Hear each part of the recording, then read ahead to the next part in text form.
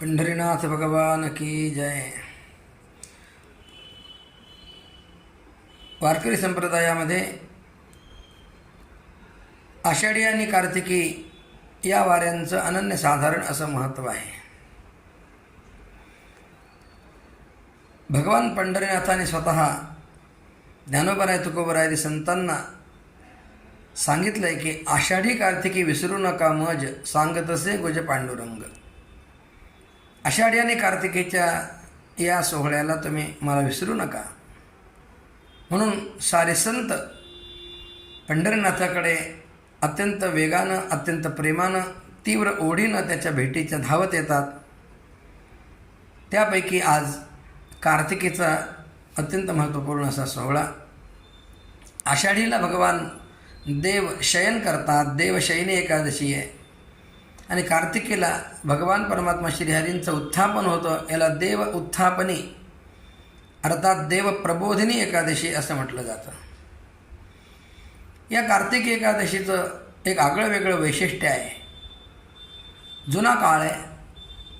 विजयनगरचा राजा रामदेवराय अत्यंत श्रेष्ठ असा भक्त होता. जेव्हा तो पंढरीला आला तेव्हा भगवान पंढरीनाथाचं विलोभनीय राजसुकुमार मदनाचा पुतळा असं रूपडं पाहिलं आणि तो राजा भगवान पंढरीनाथावर अत्यंत प्रेम करू लागला. अत्यंत त्यांच्या रूपानं, त्यांच्या दिव्य दर्शनानं तो राजा दिपून गेला, भारावून गेला.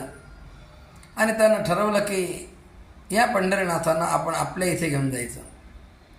त्यानुसार त्यानं त्या काळी लक्षावधी रुपये खर्च करून अप्रतिम असं मंदिर, देवालय स्थापन केलं. आणि त्या राजानं पंढरीहून प्रत्यक्ष भगवान पांडुरंगांना दरकोस दर मुक्काम करत आपल्या विजयनगरच्या अनागोंदीच्या त्या देवालयामध्ये घेऊन गेला.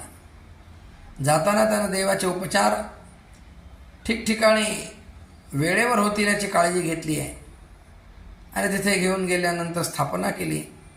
पण आषाढीला जेव्हा सगळी संतांची मांदेळी पंढरीमध्ये आली तेव्हा सर्वांना भगवान पंढरीनाथ रावळामध्ये दिसले नाहीत. सगळेजण अत्यंत व्याकुळ झाले.